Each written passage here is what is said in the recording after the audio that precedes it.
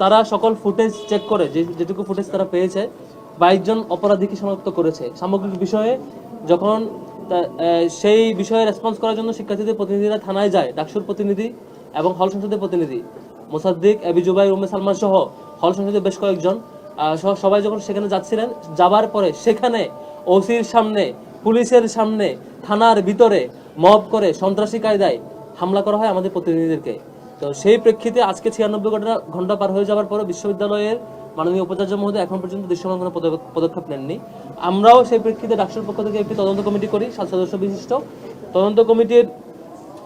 তারা সকল footage check করে যেটুকু ফুটেজ তারা পেয়েছে 22 জন অপরাধীকে শনাক্ত করেছে। সামগ্রিক বিষয়ে আজকে সে অপরাধীদের ব্যাপারে কি ব্যবস্থা নেওয়া হচ্ছে, হয়নি কেন, সামগ্রিক বিষয়ে আজকে ডাকসুর প্রতিনিধি টিম, আমাদের সম্মানিত ভিপি আবু সাদিক মোহাম্মদ কায়েমের নেতৃত্বে ডাকসুর প্রতিনিধিবৃন্দ এবং শিক্ষার্থীরা সহ হল সংসদের নেতৃবৃন্দ সহ মাননীয় বিসি মহোদয় এবং অন্যান্য শিক্ষকদের সাথে সাক্ষাৎ করেছেন।